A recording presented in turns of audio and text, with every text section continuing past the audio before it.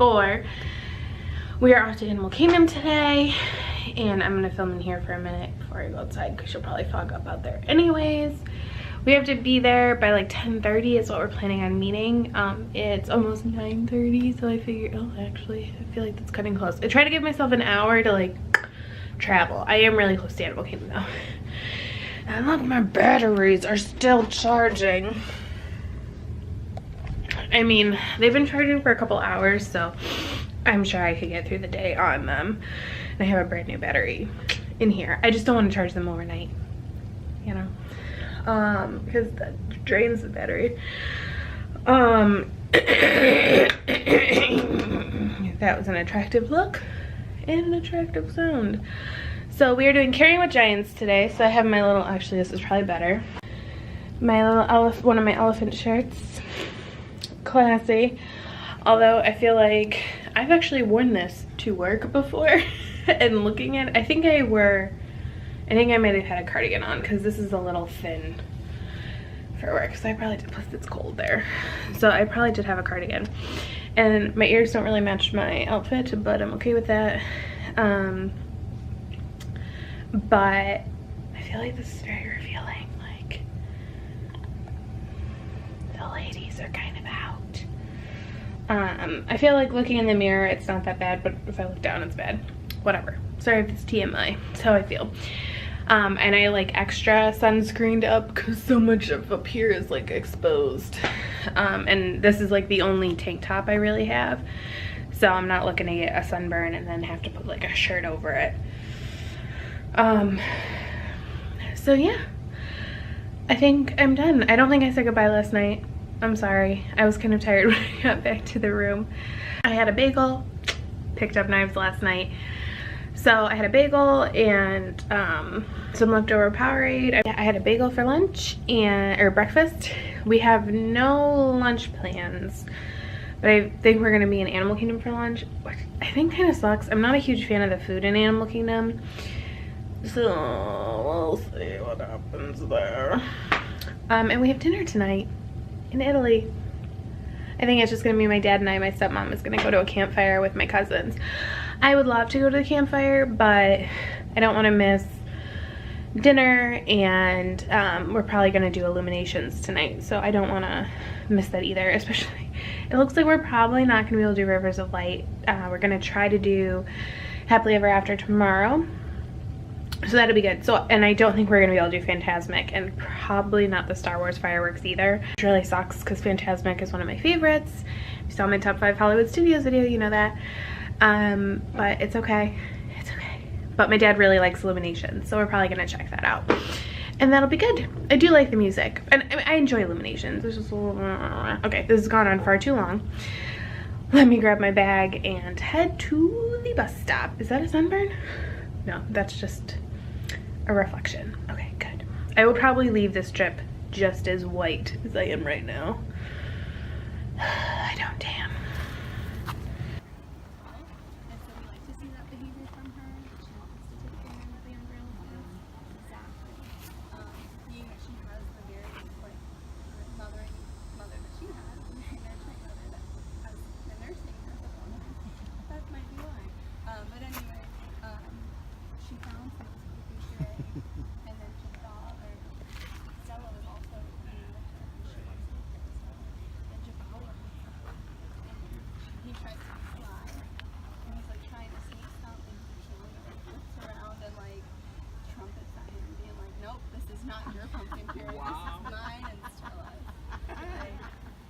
At the zoo in Edmonton, we have an elephant up there, Lucy. And I guess one of her favorite treats is cinnamon. Yes, you should see the nutrition center. There's like lines of spices and even dyes. Like dyes, certain times foods will get different dyes. Here I'm talking so much again. Okay. But we do based on like. They have less infrastructure, they have a much smaller population. So they have a population of maybe 2 to 3 million people, and we have a population of about 66 million. So it's a big difference. So we don't have that much space. We have about 1/3 of South Africa's land space for wildlife. So we try as best we can not to overpopulate. So if you want to see elephants, Botswana is definitely the place to visit. Throughout the continent, these guys are a keystone species, especially in the savannah. So we look out here, it's manufactured, right? It's made by man, but in a way it does really look like this out there, and that's because of elephants. They actually maneuver things out there like trees and rocks and logs, and this actually helps us find smaller game so that they can find their own pathway and their food. And of course, because of the way their feet are structured, elephants have a fat cell, similar construction or a fat pad cushion, instead of a heel bone. So they don't really like walking up and down slopes or mountains, and they prefer flat space, and you can see that in their habitat here. But they also can feel water vibration through the soil. So if it's close enough to the surface, because they're really heavy walking, they'll actually pound that out the earth, or they'll dig it up with their tusks. So it's really cool. They provide water, they provide pathways, and of course they poop, right? So they fertilize the earth behind them. Amber's actually bringing us the prop to look at. So you can see what I mean when I say they don't have a heel bone. That's what it looks like. It's a padding. Yeah, it's a padding. So in a way, it's a good thing that elephants are threatened, because they were once endangered. We are now back up to threatened species or vulnerable species. And because they're a keystone species, we are really fighting hard to protect them. One of the threats to our elephant friends is going to be ivory poaching, right? And ivory is their tusks, and it's what their tusks are made of. Very similar construction to our teeth. They have no medical value whatsoever, but people still buy it kind of for that purpose. It's more for status, so they're going to buy big chunks of it. A whole tusk will fetch about 10 to 20,000 US dollars. So very, very expensive, very flashy, very status symbol. So that's what it's purchased for, whereas back in the day it would be trinkets, jewelry, piano keys would all be manufactured with ivory. And as sad as that is, it actually reduced our population from 10 million in the wild in the 1800s to 700,000 today. So it's a pretty big change, right? So we've got to try and really, really help these guys out there. Ivory is not the biggest threat, but we are replacing it. So this is the replacement. It is tagua nut. So these two things are the exact same thing. This is just the inside of the nut. It has no other purpose. It's very, very hard. It will replant itself and then of course make the replacement for ivory. It's very sustainable.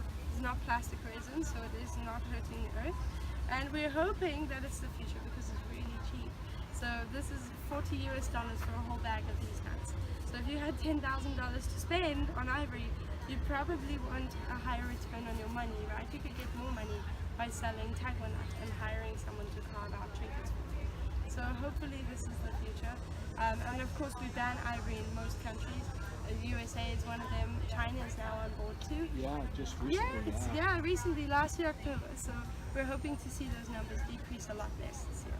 Do those nuts, are they all small or are they? So some of them are varying sizes. They come in varying shapes and sizes, just like fruit or veggies. You stumble across ancient villages a lot of the time where people were self-sustaining and they were growing their own vegetables and gardens. They were not interfering with wildlife and vice versa. Suddenly you wake up and you have 300 elephants on your farm. It's a little startling, right? And of course they eat 300 pounds a day. So much for your farm. So much for your farm, exactly. So their farm is destroyed and the farmers get really anxious and worried and they go and hunt the elephants the next year. Not because they want to hurt the animal, they don't, but it is a little bit wasteful because they're not using the ivory, they're not taking their skins or their food. It's for nothing but pure survival. So there's got to be a better way, right? There has to be a better solution to this problem. It turns out there is. Scientists were sent to Kenya to find a more natural deterrent for elephants on the farm. Instead of noise or loud, you know, we really tried. many things were tried. But they discovered and found that elephants eat a lot less where there are beehives. So they don't like bees, just like you and I don't like being stung. Elephants don't like being stung in their trunks or with the backs of their ears either. It's very sensitive skin. So Dr. Joseph Soltis actually works here at Animal Kingdom. Now he studies, we have a keeper team up here that observes our elephants, and we match that up a lot of the time with vocal studies that he does, so that we can see if there's some sort of communication or language. And so we have a collar here that Amber's holding. Thanks again, Amber, for being my prop host. I love being her prop host. And so this is a collar used by Rafiki. Yeah, Rafiki's behind me, behind this building here. This is her collar. So this would be used to study her noises and her vocal sound. All of these sounds are below human hearing, so we can't hear them unless they trumpet, right? And you can all hear that. That is actually involuntary sound. It's usually startlement or surprise.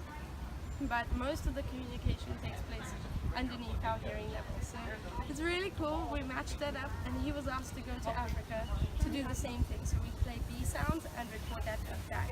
And turns out they make a much higher pitched noise. They can hear bees for about a mile, and the noise that they make in return is about 5 miles in terms of audibility for other elephants. So it's a warning bell that there are bees around. And so Disney teamed up with a project called Save the Elephants and Bees. We actually built beehive fences, so if you want to follow me, we're going to look over here for a little bit.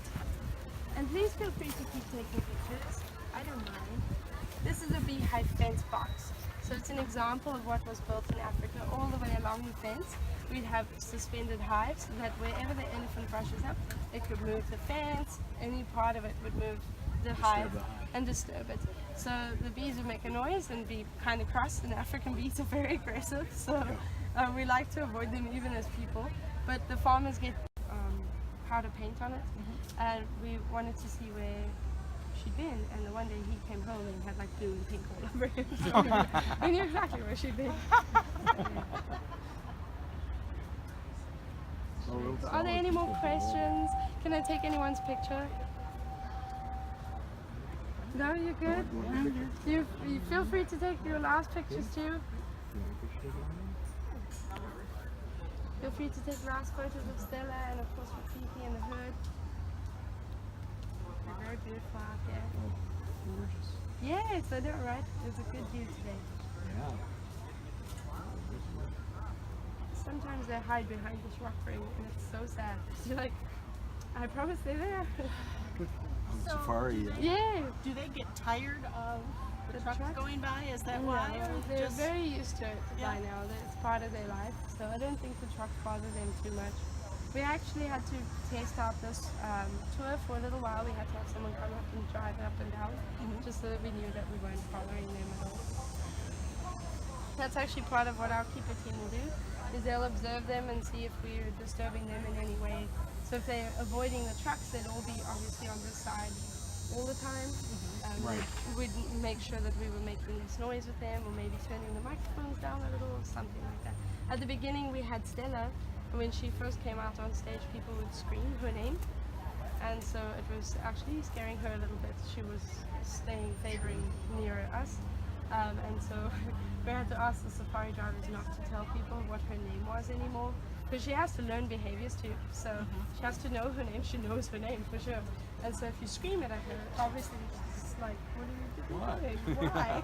And so we made sure that the safari drivers were not screaming at her.